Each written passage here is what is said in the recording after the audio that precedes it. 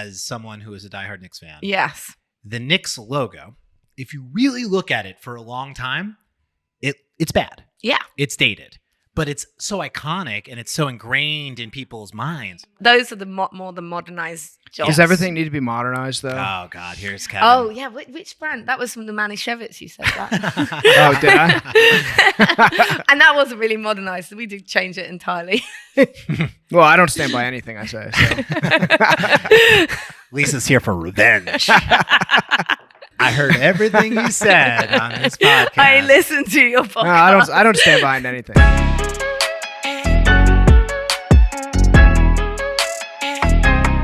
We got it. Ready? 3, 2, 1.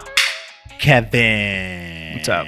We have a special guest in the building today. Lisa Smith doesn't just rebrand companies, she reinvents them. With over 2 decades of turning big business problems into creative gold, she's behind iconic transformations for Burger King, Impossible Foods, Chobani, and even a little museum called the Met. As Global Executive Creative Director at JKR, Lisa's known for her bold vision and fearless approach to shaking shit up. Dubbed the Queen of the Rebrand, you can ask New York Times or Fast Company. She thrives at major inflection points, saying, "Small change isn't my thing. I'm here for the big stuff." She's one of the top 2 working designers, and she ain't 2. Welcome to Front and Center, Lisa Smith. Oh my goodness, that's such a big introduction. Well, you know, Alex, he does it big. Yeah, we do it big around here. Welcome to the show, Lisa. Thank you. Thank you.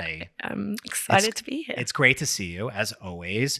So, as the queen of the rebrand, you famously rebranded the Met, Wolf Olins. What was that, 10 years ago? How long ago has that been? Yeah, it must be about 10 years ago now, yeah. And if I recall correctly, people didn't like it. They really didn't like it. Well, they What's were not to wrong. like? They were wrong. I mean, yeah, it's Still stood the there. test of time. Yeah, they were wrong. In fact, actually, I went today to the bank and someone was wearing a Met hat. Yeah, and I love when you see the Mets version of the Met yeah, hat. yeah. Like that's like when I think Scarlett Johansson was wearing one the other week. I have one. It's so have one too. cool. Yeah. It's really cool. Yeah, that's amazing. But how did it feel at the time?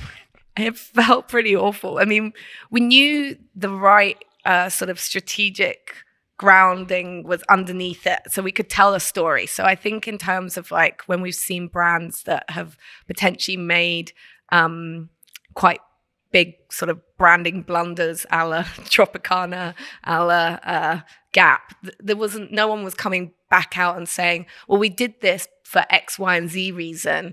We could talk about that. We could talk about why the Met were embarking on that. They were embarking on the next kind of era. They were talking about connecting art history across times, making sure as it's an art object museum that everything was as relevant to the next generation as it has been. And it's quite hard when you've got like Victorian dresses and things like that. So how do you have like a show, like if you have a really culturally relevant show like an Alexander McQueen where everyone comes, how do you get them to visit the rest of the museum? And you sort of start to curate collections that like somebody like Alexander McQueen would have been inspired by, and you start to connect this all through kind of history. And I just think this life to art, art to lives idea was just this changed radically how they curate, how they write about their labels, how the brand identity showed up. It was why we removed the sort of Leonardo da Vinci man, because that only stood for one point in time, and we needed to be for all points in time. And it was also simple and reductive, but yet it was inclusive in terms of the way we approach like languages and told stories and things like that. And yeah, it's 10 years later. People love it. And They were wrong. The people were wrong. We could just say it. And I'm going to go out I mean, on a the limb. type was a bit weird. I know it was. I love it though. I guess in terms of rebrands, how do you ensure that when you put that out there on day one, the Jaguar effect doesn't happen? Oh, you can't ensure that. You can't. You just can't. Change is hard, as we know. Lots of people don't like change. Apparently they do in politics, but not in rebrands. But Facts. Yeah, you never know. And they're always going to find something. So even when like a Burger King, which I think really took hold of culture much more than I think we'd even anticipated, There's still Haters. bits. There's still haters. There's still bits. Or like, yeah, this. If you ain't got haters, you ain't popping. Yeah, right? that's right. Yeah. I mean, if Yeah. if people just everyone loves it, then it's just like, what's the point? I feel so now like thick-skinned to that. Yeah, it it really, doesn't bother you? the Met really hurt. I had a friend who was like shouted at me about the logo. Is it right aligned, left aligned, or centered? And I was like, we're at all of the above. Shut the fuck up. we're at dinner. I don't want to talk about this right now.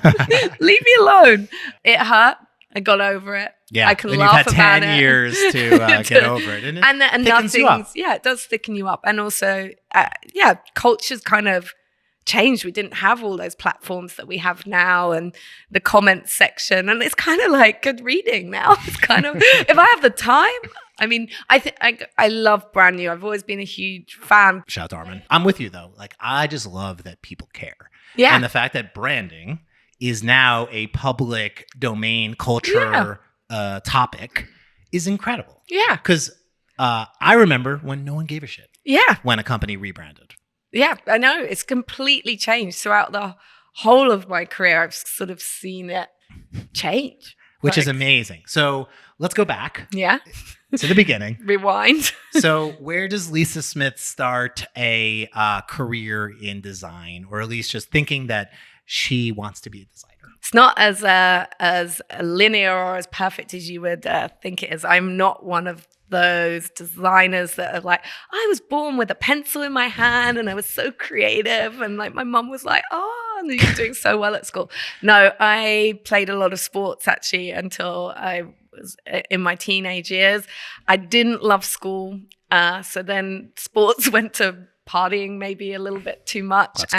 And I would do anything not to go to school. My mum was brought to the school to say she doesn't come in very much and she needs to attend more if she's going to pass at anything.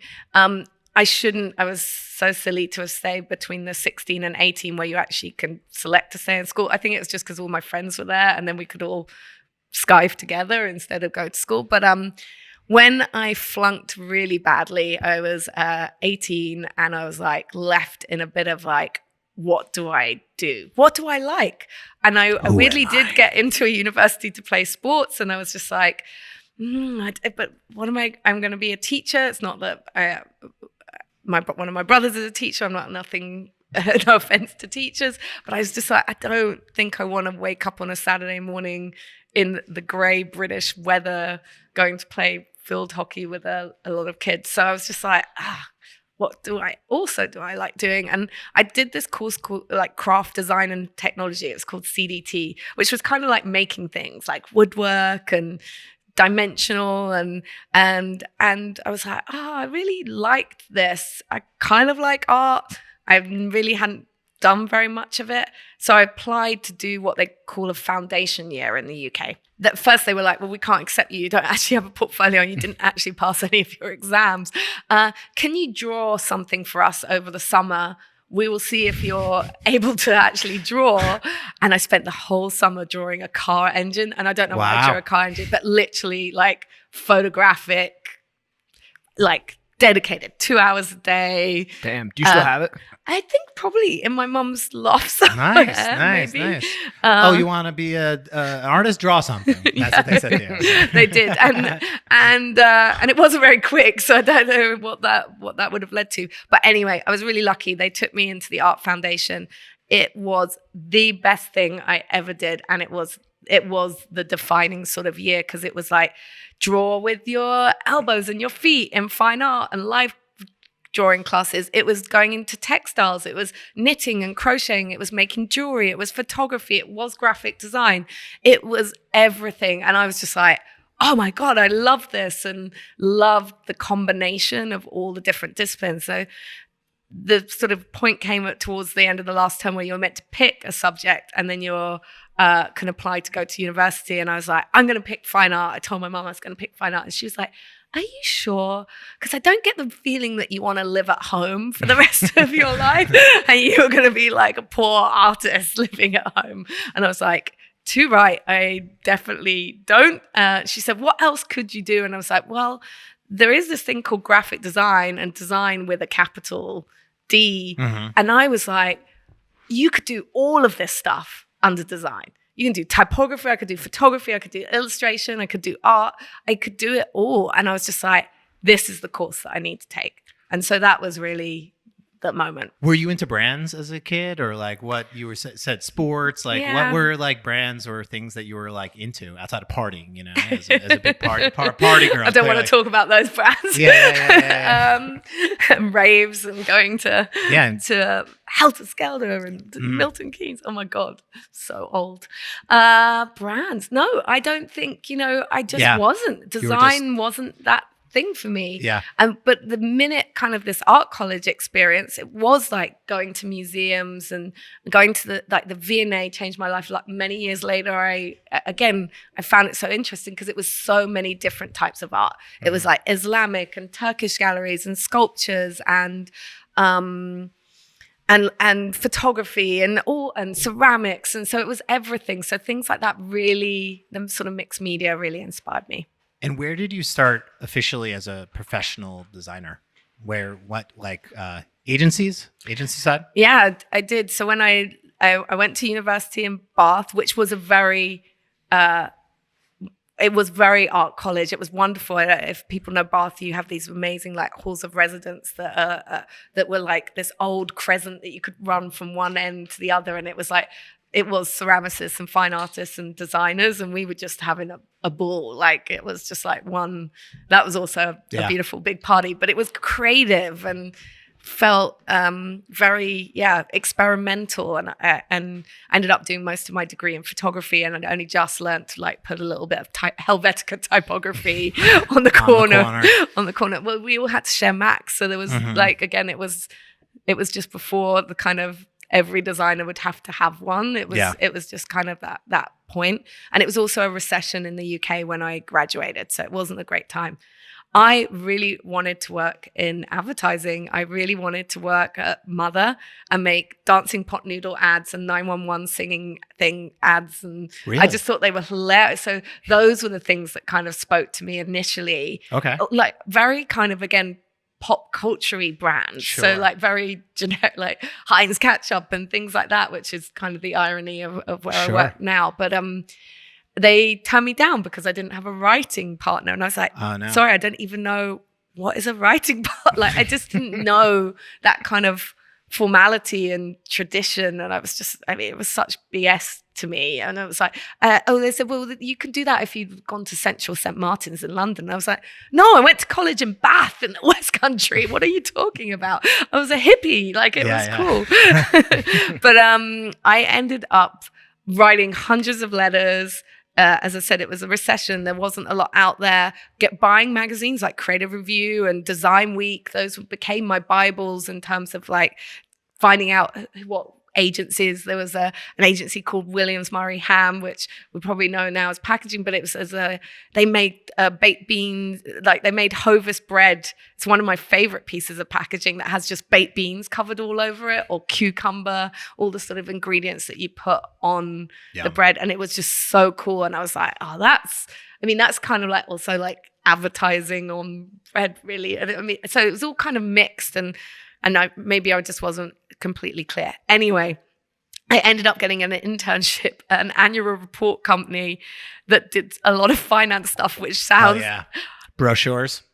Brochures. I think there was about 50 guys on one floor, and I was the only woman. I was like, oh my goodness. And they go for beers at lunchtime, and I drink a pint and go bright red. Just like, there's all these guys, what am I doing? And now I've got to come back and design a Christmas card for Klein, Wart and Benson, three, and I called them the three wise men and blah, blah, blah. But there I met a creative director who was like, are you sure this is the right job for you? And I was like, I don't know. I don't think so. I was just trying something out. It turned out his mum was my primary school art teacher, and he looked at my portfolio, which had a lot of photography. He was like, you should go and work at a studio like Brown's that do art books for photographers like Martin Parr. And I was like, oh my God, I would love it. Like Martin Parr did become one of my sort of first photographic sort of heroes. I got to meet him very many years later and sit in his studio and edit through some of his things. But he was like, write to Browns. Browns were looking for an intern. It was like the stars were aligning. One of the partners got me to come in one day, show the portfolio. He said I had rivers running through my type and it was really bad, but he liked me. And he asked me to come back the next day to meet 2 other partners. And we all got on really well. And I was walking with my giant portfolio back then. Do you remember those giant portfolios we'd all carry where you'd have big plastic pages? As a listener of the show, you know that Kevin didn't have to do this, but I did, of course, you know, carrying around a big leather portfolio with the handle and, you know, just jamming a bunch of shit in there and, showing people real printed pieces of your work. So that's where I got my first job with Browns. 6 months internship. I thought they were going to fire me. Or not fire me, let me go at the end of they kept renewing it, and then they'd hired someone more senior, and they said, it was a goodbye party for me and a welcome party for them, and they gave me this little brown package that I unwrapped, and it was my business cards. That's sweet. I'm actually on their website right now. They do some pretty cool stuff to this day. They're definitely in publication design, and definitely got a fashion. I did editorial, annual reports for Channel 4, lots of photography books with Magnum photographers, but really actually commercial projects selling paper, to be honest, for paper companies. Wow. So my first book was Pandora's Box, which was a sex club in New York. Oh, amazing. Yeah. I saw you speak where I forgot at some conference, and you shared like some of these photos of the early photography work and the early stuff that you were doing. And it was, it was controversial. It was. I gave that book to my mum, and she was like, "Don't ever show your granddad. You will never get any more money."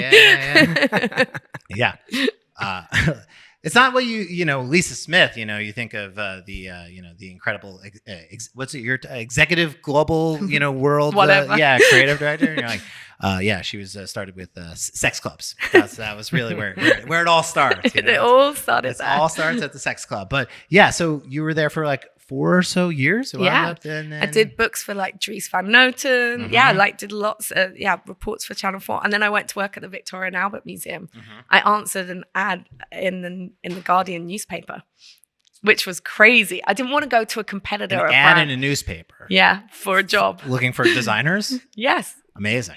And apparently hundreds of people applied to work at the Victoria and Albert Museum, and I got the role, which was cool. And so that was the first time like working, I guess, in-house technically, and sort of working on the client side, being a part of the museum. Yeah, there was 2 senior designers and 2 3D designers. And it was cool because then we were like creating exhibition spaces for the permanent collections as well as like their exhibition program, and then doing all the marketing materials to promote them. So I got to work with David Downton, which is this very famous like fashion illustrator, and we did like all the posters for the couture big show that was coming up, and we went into the archives and found like a really old beautiful Dior dress. Like it was so interesting. Like I did a show with Gregory Crewdson called Twilight and Magic Hour, and it had Philip de Lorca Court, like all these artists, and we lit the whole room purple, but their pictures were white lit so they glowed off the wall. Like it was experimenting with space and design and 2D and 3D. And I just think, again, I think that foundation course has not stopped kind of paying off all throughout my career. It's been very about how can I mix mediums of digital, motion, physical, and print, really. And it makes perfect sense. And I think that's the key to sort of learning about sort of design, but not through the lens of like, how can I make this work? Yeah. It's never test me on like tools. Old school, like famous typographers and things like that. I don't read any of that. I just know what I like. Yeah. From there, Marquee. What is that? It was called design shop? Well, it was pronounced Mark. I mean, to be honest, that sounds crazy because it was called Third Eye Design. I was working at the V&A, and Third Eye Design, and a guy asked me, a friend said, "Oh, you've got an American passport, don't you? There's this Scottish design company that are looking for a are looking for a designer to join the team in New York. And wow, it would be such a bonus because they wouldn't have to get you a visa. You could come over and you would have sort of British design sensibilities. I'm like, what's that? Anyway, whatever. But and I was like, oh, this is cool. But the company is called Third Eye Design. I've never heard of them. Third Eye Design. No, they're called Noe Associates now. And Mark Noe, it was his first sort of company that then we changed the name to Mark Creative when we were there. And it was an ode to his name being Mark, but Mark as in like a symbol, Marque. And then, now it's Noe Associates. And so when I joined there, we were doing things like property. I did the Noliton Hotel. I worked on Delicatessen and some of the Lion, other kind of restaurants. I worked on Haunch of Venison galleries here in New York. So it was, again, more 2D, 3D printing, making, all very about making, to be honest, I think. And yeah, they do some really great work too. Yeah. And they're still crushing it. Yeah. Doing hospitality projects. Yeah, it's sort of a specific sectors now. Follow. It's a good thing they moved away from Third Eye Design. Yeah. You know? I don't know. It came back around. I don't know. Yeah, cool now. It could be, couldn't it? But yeah. But they had some really amazing talent that worked there. So it was like, I was like, if they're going to join.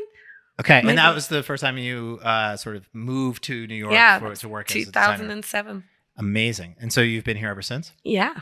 And from there, Moving Brands, another agency with a tremendous name. That was a really fun experience. Didn't last for very long. It was in San Francisco. I was excited to go to San Francisco because I've been in New York for 2 years and I was like, oh, I can live anywhere. I can do whatever I want.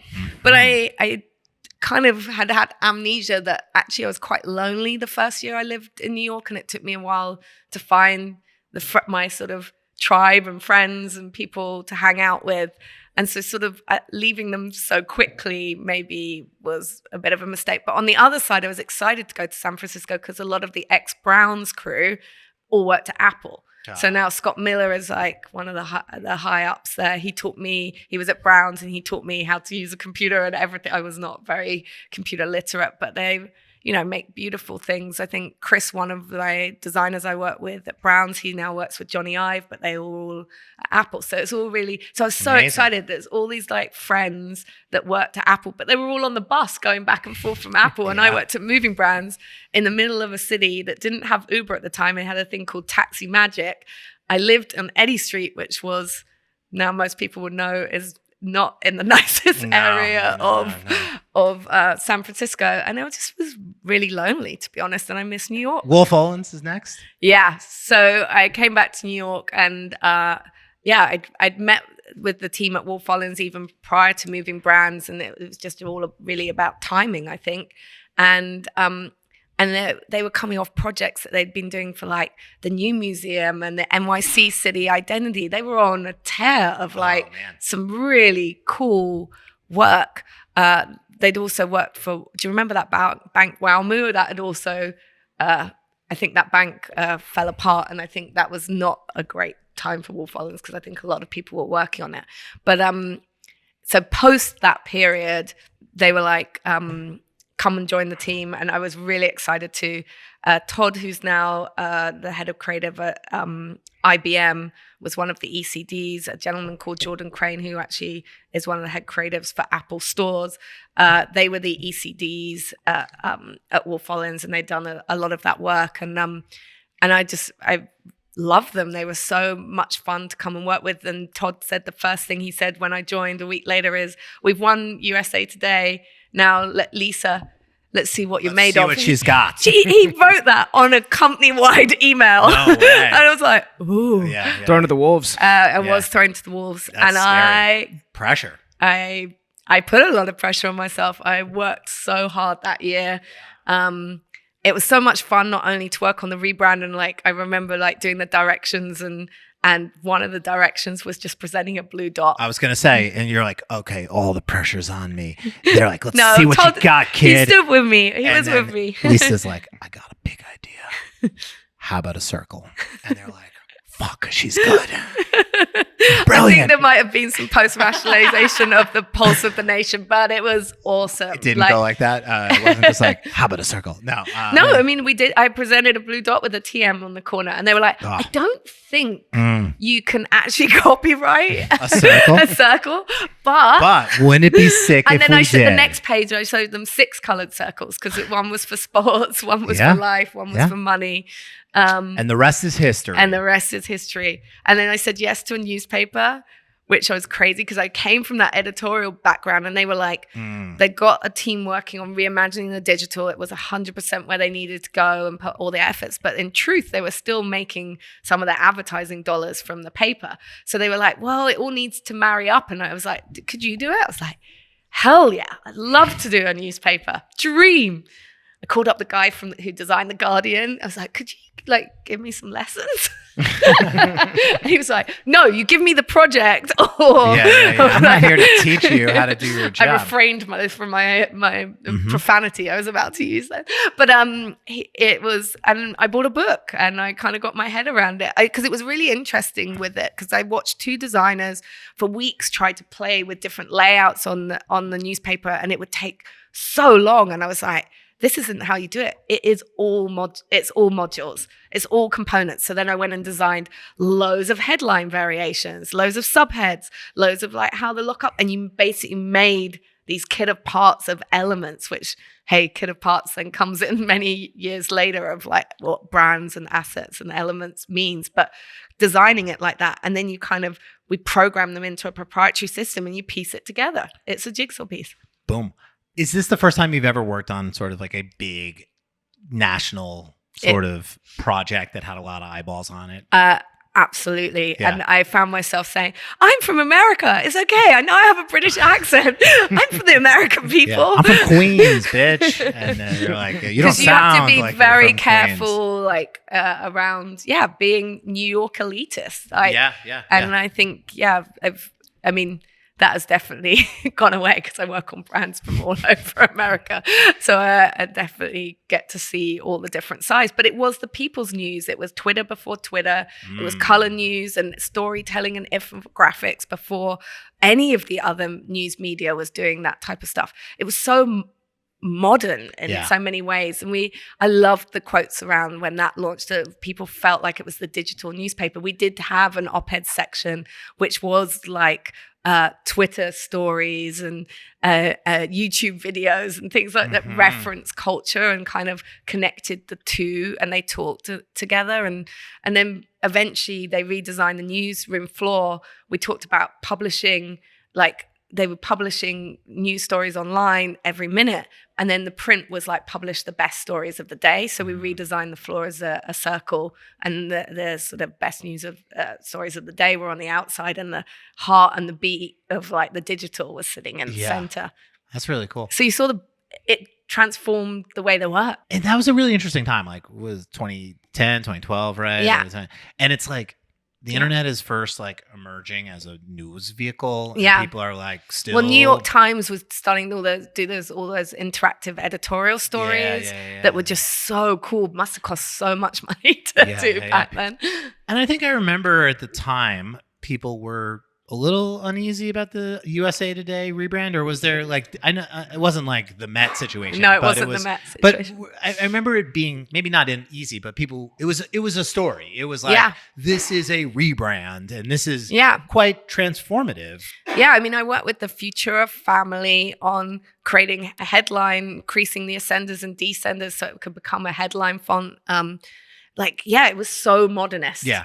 And people were not confused, but just it affected people. And people were like, whoa, this is a newspaper. It shouldn't look this modern or, Designers loved it. It bucked the traditions of institutional sort of newspapers, which is, it's important to see branding in the context of where, what it has been and what the industry, what everyone else looks like. And when you bring in change, people are there's going to be friction. And I think with that, there was a dotted line from where they came from. They were using Futura, but I modernized it and took it to a new place. They had a circle, but it had all of the Americas, even though it was called USA Today, and they had this like line work running through. It wasn't even you couldn't even reproduce it. It sort of fell apart in print.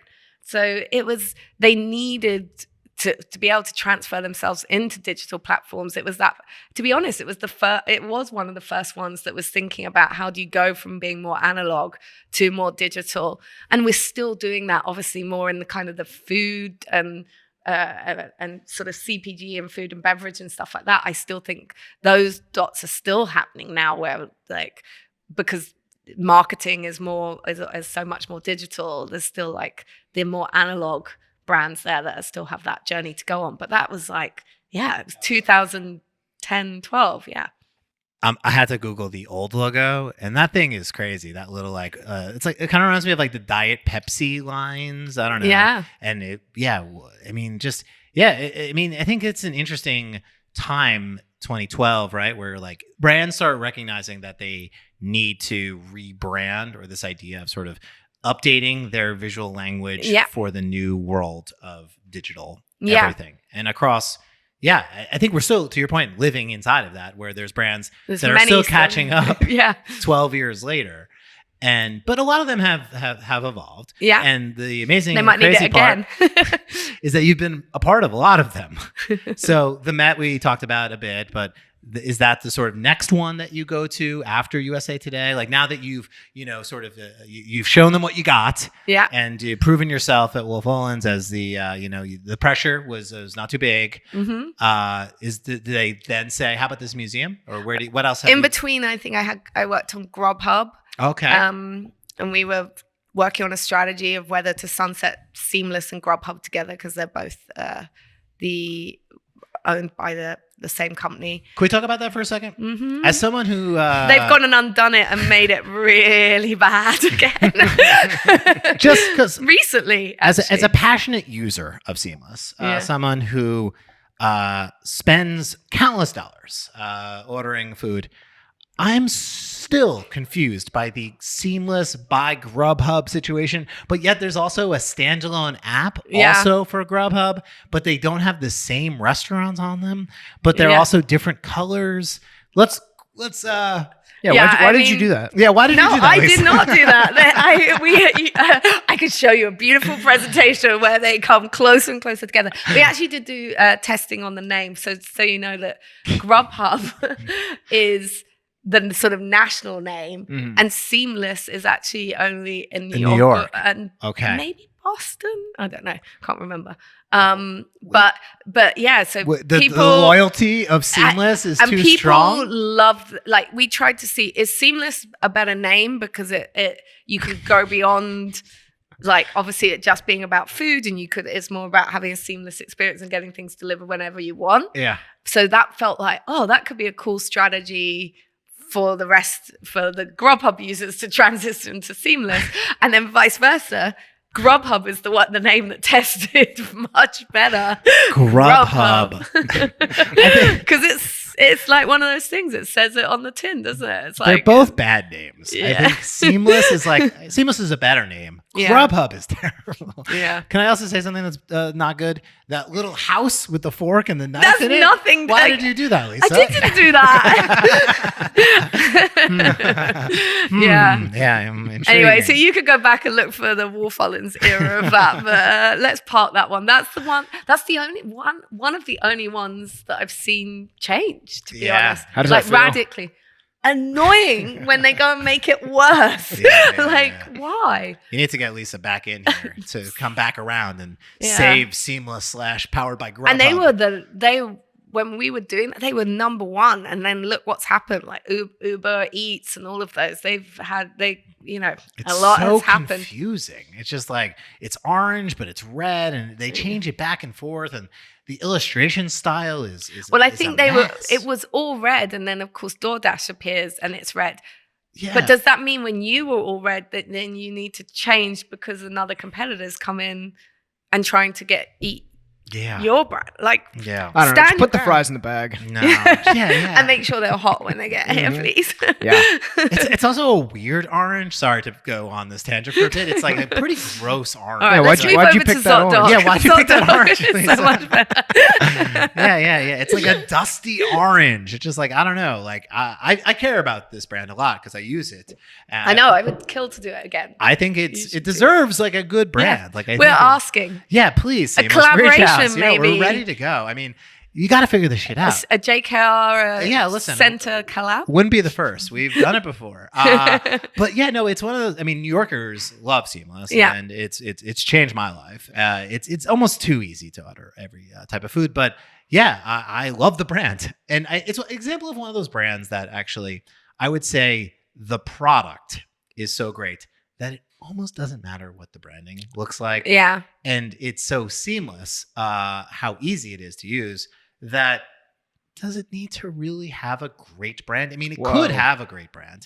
It Look, should You're have a getting great into Can you brand. hear You're yourself? entering Yeah. Kevin's Damn. territory. This is the Cut stuff that he from the loves. record, I've influenced Kevin. him. Kevin. Yeah, I know. That's You're breaking him down. Kevin's Is broken it top brand. okay not to rebrand something? Isn't that Well, somebody's got to be the foil on this program. That's true. Yeah. I just turned it to Kevin there for a second. Whereas I'm like, bring it on, give it back to me. I want it. I forgot I'm a businessman that is thrives on rebranding. No, it needs a great brand. It's seamless, of course. Yes. You know, but it's a shame that I don't know what they're doing over there.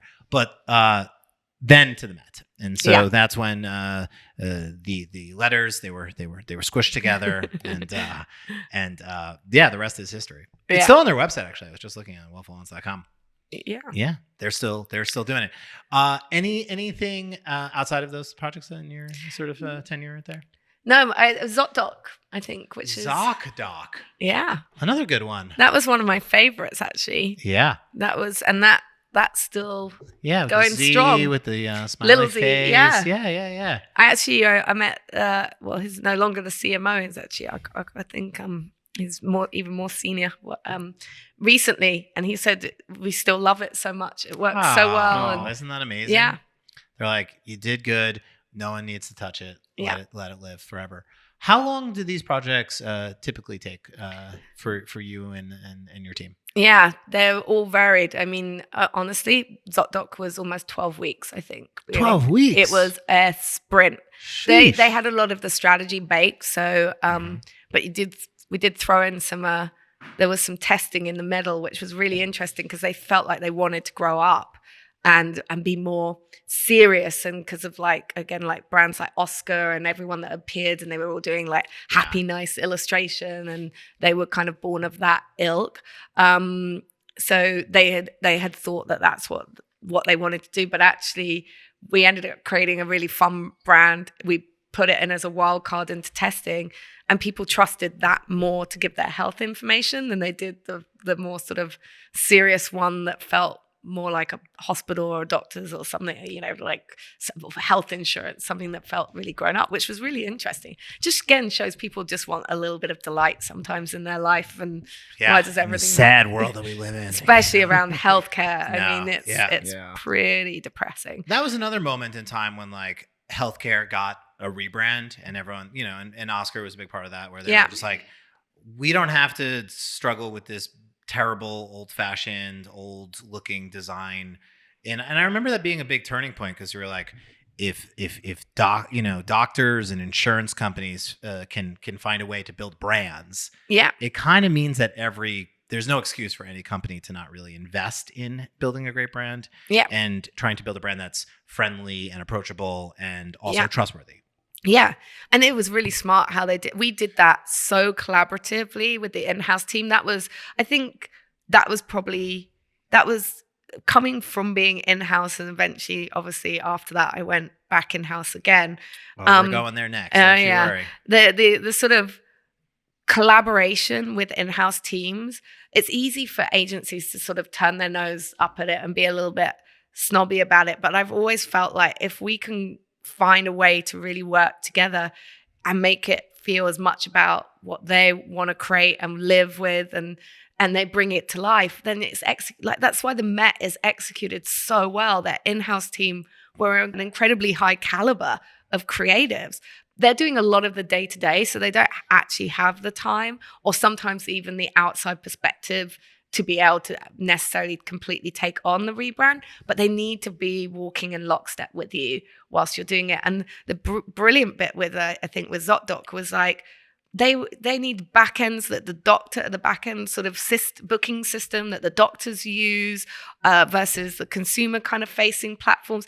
I wasn't going to be designing all the UI and UX experience of all of that. So it was awesome to we gave assets over very early on for them to test and learn, and we project them in the studio and we'd do sessions and see who were breaking it, how far you could push it. And then we sort of co-created the guidelines together. Yeah. It was brilliant.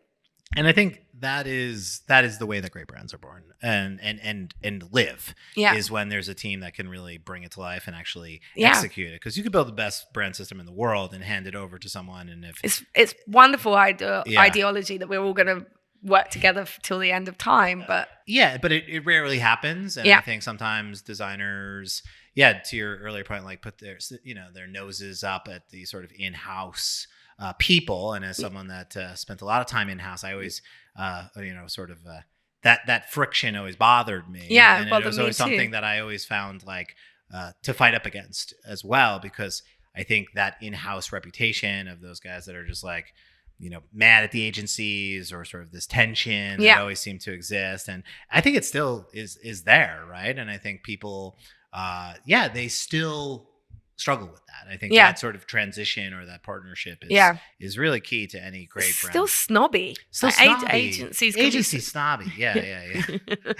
Working at an agency. These fucking snobby ass agencies. No, I mean, I think it's, again, it's just a natural It's not tension. A lot of empathy for the politics that the in-house team are having to go through, because it is political. And the in-house team will be oftentimes very talented and very passionate and very knowledgeable about the brand.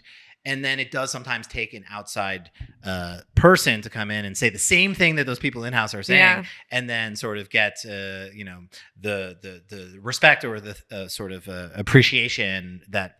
But I think that changes because of brands that prioritize in-house design and build out teams and have success. Top of the list, Chobani.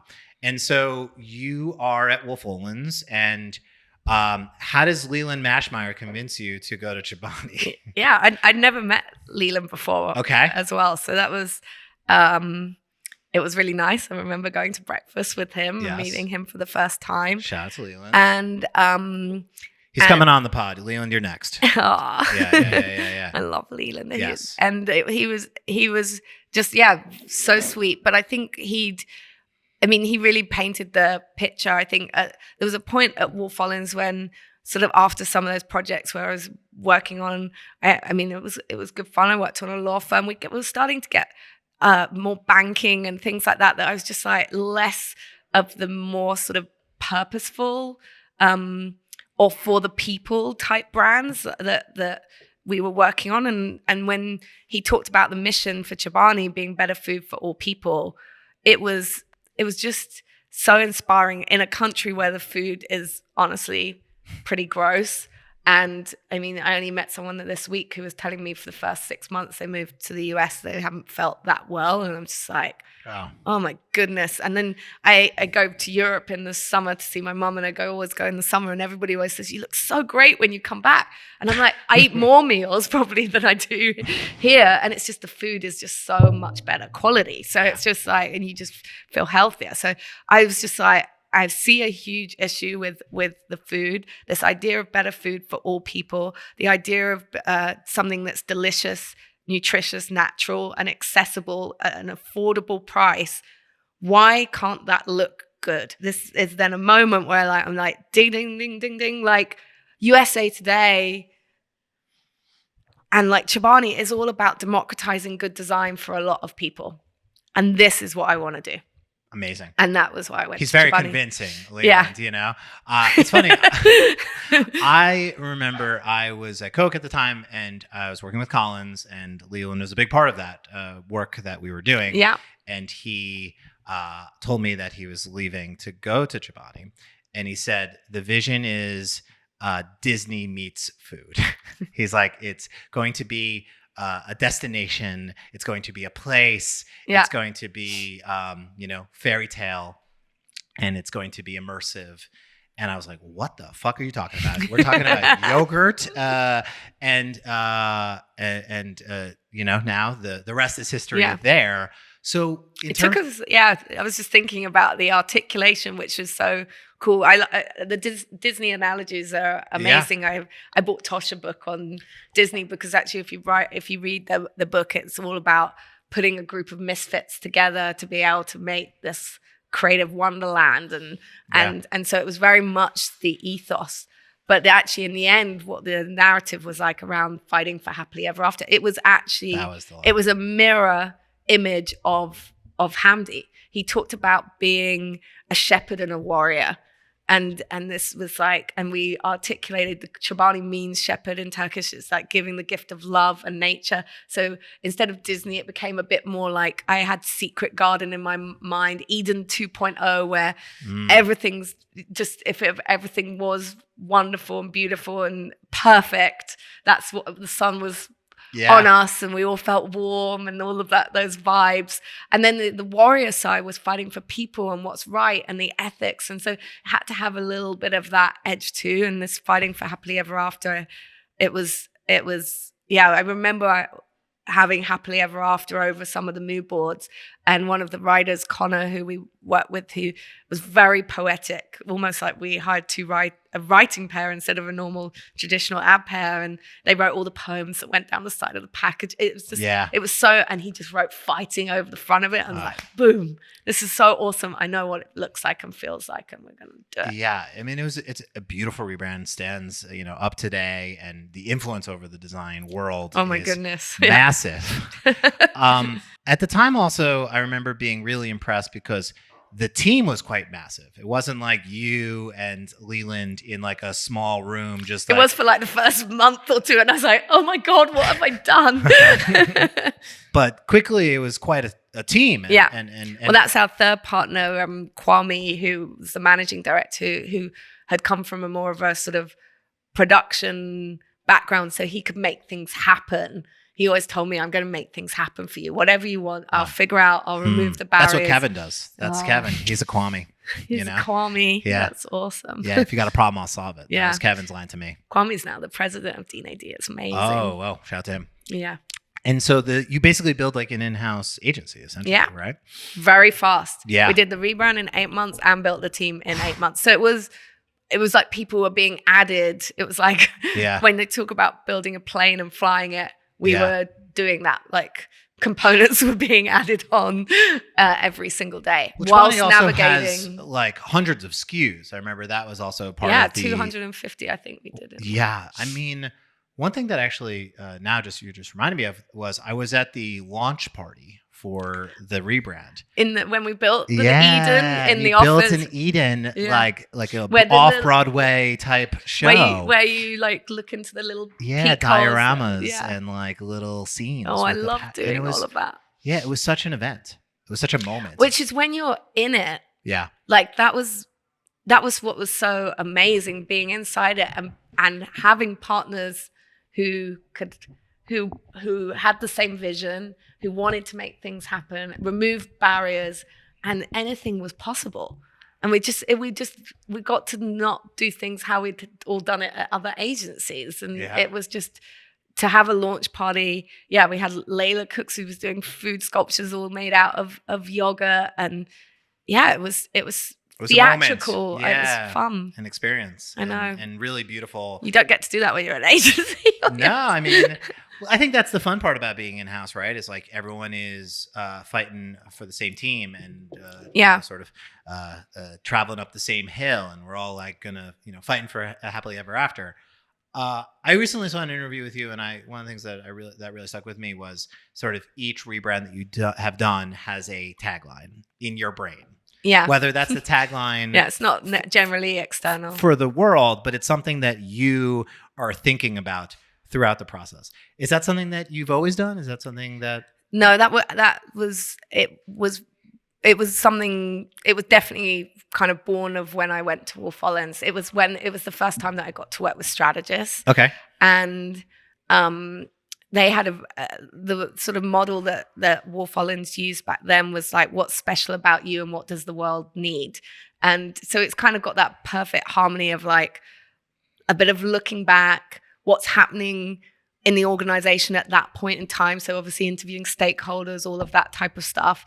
And then the what does the world need is like the consumer, where it's going, future trends, all the sort of like, and when you start to marry those two, that's how you find your center. That's how you find the center. And that's genuinely something that I use, which is what are you, what makes you different, and what does the world need? And finding that intersection is the key, honestly, to branding.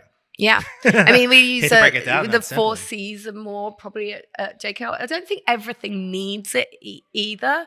Or sometimes, like, I think Burger King was really, I can tell you what it is now, but it was really about making the brand as craveable as the food. And it was about making everything much more craveable, which was a completely different, it didn't need all the extra stuff. I think it's important to have an internal mantra, though, because I do think it helps you. I measure everything against it. Yeah, I'll keep you aligned to an idea. Yeah.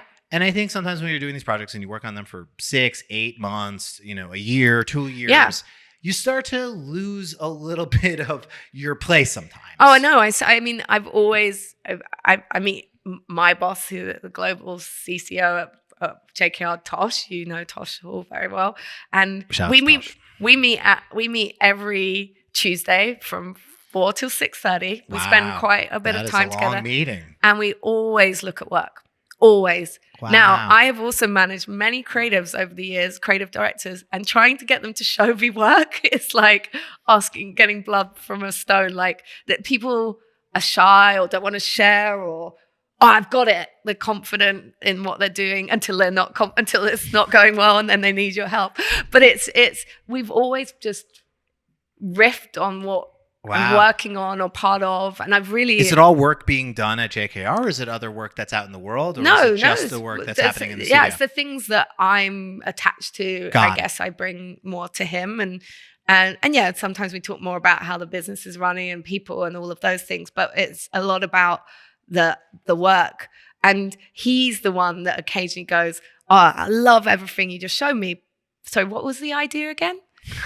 Why are they doing this?" I'm like, "You're a bastard. I know this answer, but I am 2 years into it, and I'm like, totally need to go. Too late, dude. Need to go back to the mirror board and go right back to the beginning of like how." That's so fun, though. But it's good because it again so we use each other to sort of remind each other what the point is and what we're going to tell and how we're going to tell the narrative and the story right at the end. Yeah, that's so fun. I mean, JKR, where you work now, you told me there's 110 people, or roughly about 120 in New York. Yeah, and in the US. Sorry. In the US, and then how many people in? I think there's more in London, like 160. So we're talking. Oh, 3. There's another office, right? There's Shanghai as well. Okay, and how many people there? I'm not really sure, like 20, 30. So we're talking about 300 people, roughly. I just added that math. And you guys are reviewing all the work from all those teams? No, and a lot of us now, the way we work is like we look after I look after a global portfolio of brands. So I'm not looking after everything in the studio, but between the different ECDs and Tosh, we collectively are over it. That's pretty fun, honestly. Like I often talk about on the studio, on the podcast, like Center being a 10-person team and being small and doing boutique, and how much I love that. Yeah, but I work with mainly 10 people, or like I work with, but just like 30 different 10 people teams. Yes, mixed. Yeah, and global. I work with London and New York. I love curating mixes of the right talent for the right job. And sometimes you combine teams, right? Is that something that you guys do? I did it on Mozilla. One team, yeah. No, I had a mix of New York and London designers. You kind of pit them against each other. No. I make them work together.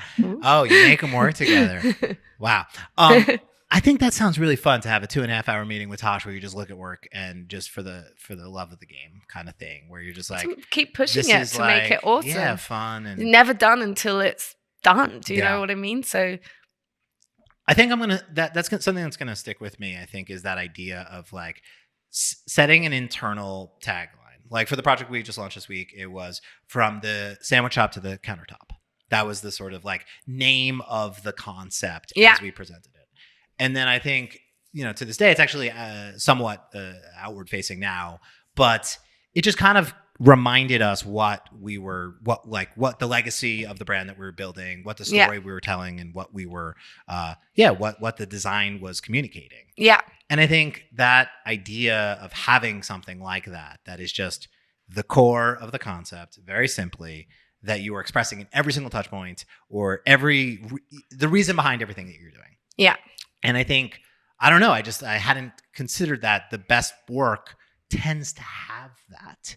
And sometimes if you don't have that, you don't know what the essence is or what it stands for. Yeah. And I think that obviously, can come from great strategy or can just come from the creative idea. That's why when you've got like people that mimic the Chobani brand identity, those brands don't really exist anymore. Yeah, shout them out. Again, Lisa's here for revenge. Yeah, what brands are they again? Yeah. Which brands would you say would be the most flagrant? No, that was a real moment where everyone was cutting out their fruit and they were trying to be little Matisses. Yeah. Everyone thought they were Matisse for like 10 years. And I think, it's funny. I remember that moment and thinking about why everyone was so why there were so many Matisses out there. And I think you really cracked something, which was, you made it look beautiful and also flavorful in a way that didn't feel traditional. And I think the standard of packaging typically is fruit PNG on the front of a pack that you just kind of have to stick on there because how else are people going to know the flavor? Yeah.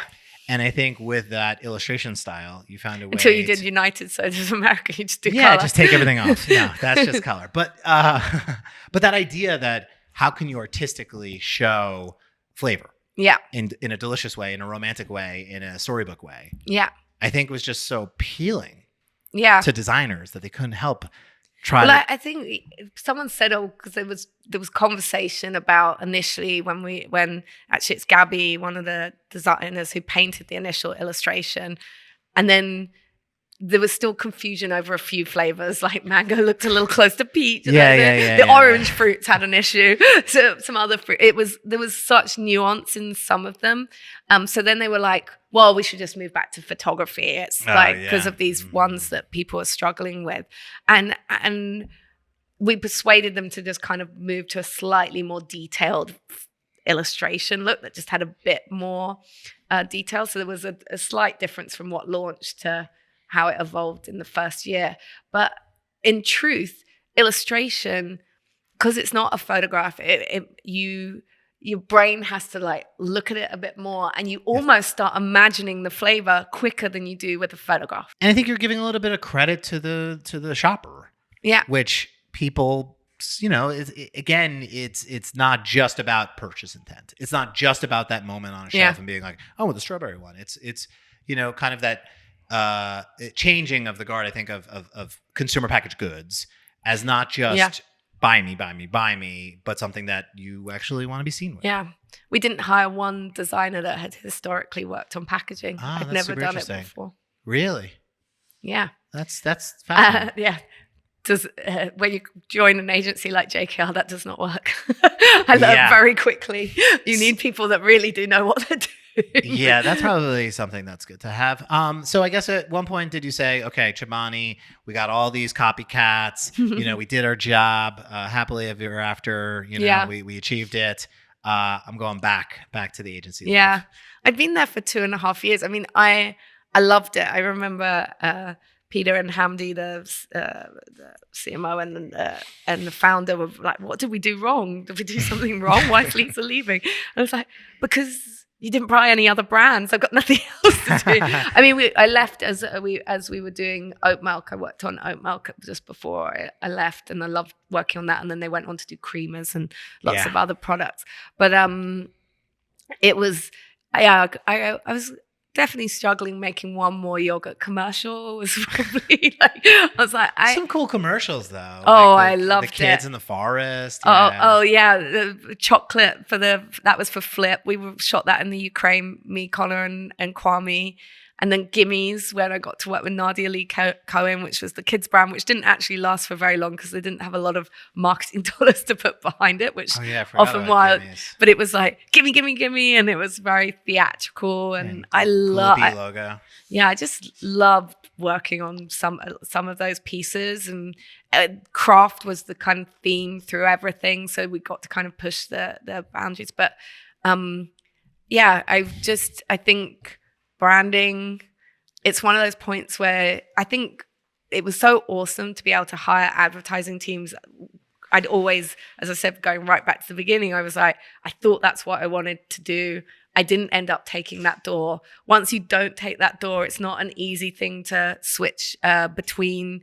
I know a lot of designers work in ad agencies, but it's not the same, like in terms of like once your brain as an advertising creative is like wired to come up with ideas and become script writers and the way they tell stories and things, I'm jealous. So I love being around those creators as well. I love the mix of when we all come together. Okay. And so there was a moment at Chobani where I was like, I love working with these creators, and someone could write something, I can make it look good. I love art directing so things. So you still have that like little itch of like being an ad guy. I definitely did. Yeah. But I also learned I was not that person. I can't come up with ideas in the same way that they come up with ideas. Branding is my thing. Yeah. And identity and it's commercial art, I guess, and it's what I'm good at. And I had this moment where it's like, just do what you're good at and curate the rest of all the other curate all the other people around you that have superpowers in these things. And that's what like JKR coming to JKR was all about, was basically this idea of creativity, of curating different types of talent, being able to look at the jobs from all different angles, whether it's space, no matter what the category is it QSR, is it food and beverage, is it entertainment, is it digital, and kind of the sort of mixed media approach to the way I sort of like to work on brands now. Yeah. I mean, saying it's what I'm good at is the understatement of the year. Your rebrands at JKR are Burger King, Impossible, Mozilla, Manischewitz. And we talk about a lot of these. Nordstrom Rack, right? Yeah. I mean, these are, we when we started the show, we were like, we're going to do like a rebrand of the week and like kind of like talk about rebrands and kind of go through like the brand new case study stuff. And we kind of quickly moved off of that, but you did have some highlights. We had some moments, but every now and then, a Burger King comes up or something like that, and you're just like, this is the biggest story in the design world, and we got to talk about it. And more often than not, Lisa Smith is behind the wheel. So now, talk about how fun is that to be able to kind of do so many of these type of projects. And I guess my question really is like, are you focused on singular rebrands at a time, or are you just like, you got your hand in like all these pots and you're just kind of like, you're just playing My hand maestro? is in a lot of pots right now, maybe too many. How many rebrands are you working on at this moment? I don't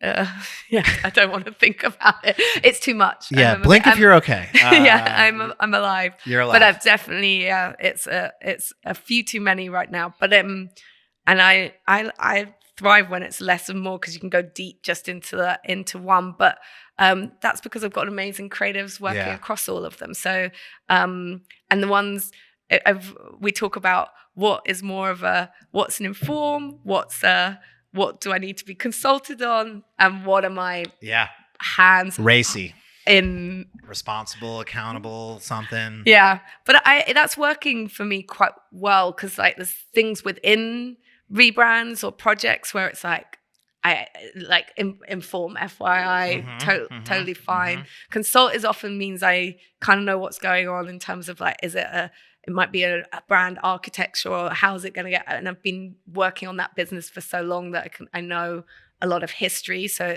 it makes sense for me to be in some of those meetings, even if I'm not running the deliverables at the end, versus the sort of bigger narratives. And it's the beginnings that I get the most excited as about because you've kind of already called out, because I love that moment of being able to articulate what it is and how is it going to come to life.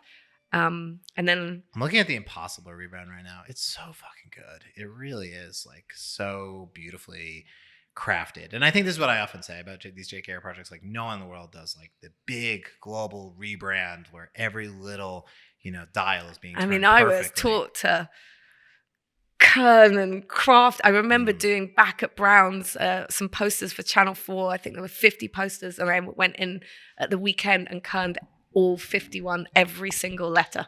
Because you didn't used to get justified type quite like you get now, or like it already preset, or a lot of the fonts we work with now, the typographers are spending a lot more time setting them a lot better than how they used to. But it's just like, I'm super into the details. And you love it, and you could tell, right? Yeah. And it comes through in the work, and like you could just see that there was no stone unturned. You're trying to get to things perfect. So I guess before we get you out of here, two big questions. Like, where do you go from here? Like what excites you? Like what, now that you've done, dozens of rebrands for these some of the biggest companies in the world, like what gets you out of bed and excited about the future? Big questions. Yeah, that's a big question. You might have left me a little speechless. It's okay. It's okay. Honestly. Sorry, we should have sent that ahead of time. I guess we'll go to the fun bit. What do you do to unwind? Like, what do you do when you're not thinking about branding? Like, how do you kick back? What are your guilty pleasures, Lisa Smith? Oh, yes, I have some of those. I love food. I love eating. I love cooking. Cooking. Okay. I love the beach. The beach. Okay. My guiltiest pleasure is probably the sun. Yeah. Hell yeah. The sun and the sea. That shit rocks. Yeah. Shout out to the sun. I've always loved going to the beach as much as possible. I'm kind of still shocked to myself that I don't have a house on the beach by now. That is like my number one goal, but maybe it's a bit more in my retirement goal, which everybody said, you are never going to retire. And I was going to say, you're going to retire? Oh, so I'm British. We're done at 60. And everybody's like, she is going to be so bored. You got like 30 more years though, Lisa. No. I'm on my way.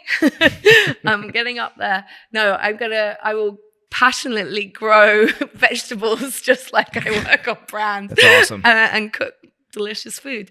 No, so that guilty pleasures are, I still love all those things like holidays and traveling. Traveling has been huge to me. And I think honestly, I would say that's been one of the best things about working in the industry that I've got to work in. I've traveled everywhere. I've been to China and Singapore and go to Brazil again next year, and Australia, and places that you just, whether that is, some of it's judging, some of it's sitting on boards, some of it is for clients. I do a lot, maybe too much traveling across America to places that we talked about that are not so weekend destinations. But I think that the traveling, like this year I talked in Rome. I'd never been to Italy, and I went to Florence afterward. It's just like, how lucky am I? Like that makes me feel so lucky about what I do and the opportunities that this career has given me. Is just and I feel so inspired because I get to go to all the museums and the galleries and see things I've never seen before, and that keeps feeding my work. I don't really look at Pinterest. I'm like looking at the world. So when you ask me what I'm doing Thanksgiving weekend, I'm probably going to go and hit as many museums on a Saturday and Sunday I can, because that's like, luckily everyone else is off. I'm not going to be bothered. I can go and like literally indulge in culture, and I still go and see gigs, and I still go to the movies, and I love all of it. Well, Lisa, thank you so much for coming. You're an absolute legend, and someone that I look up to, and someone that has had just an absolutely tremendous career. And ain't stopping anytime soon. No, we it's got to not. get you out of here because we got a client that needs to approve a new brand system immediately. Yes. But no, seriously, we appreciate your time. And Thank you. Congrats on all your success and everything. That, Thank you. We'll keep honestly reviewing your rebrands favorably and defending them if anyone comes for them. But to be honest, people aren't really coming for them. They're not. And then maybe I'm not doing something right, so I need to shake it up. Yeah, I need to do a Jaguar. Yeah, you need your Full Jaguar circle. That's right. You need your Jaguar moment. Yeah, that's a brief coming next. How do we get that Jaguar? Well, it buzz? might be if it doesn't work. Yeah. You know how all of our brands make a lot of sense strategically? What if it made no sense and all of our coding was terrible and we fucked up our logos? Now that will get people. I thought you said talking. you liked it. No, I'm just it's amazing. It's great. No, I do like it. You just like the buzz. You like the buzz. I love the buzz. Yeah, right. I mean, I listen, feel that. attention is what brands need to survive. Yep. And sometimes perfectly crafted brand identity systems don't get the people going. Yeah. Sometimes you need to put some people in some weird clothes and have them walk around in like some sort of futuristic dystopian. Make lofty promises. Yeah. Make some. What was it? Copy nothing. Break the mold. Break the mold. It was very Zoolander. I think that's what I liked about it. You know, it had a bit of a Zoolander. Do you think that was on their energy. mood board? I hope so. Yeah. Definitely. Water's the essence of man. That that kind of vibe, that kind of Zoolander chic. That's what I liked about the new Jaguar branding. Thank you, Lisa. Thank you. Bye, Kevin. See ya.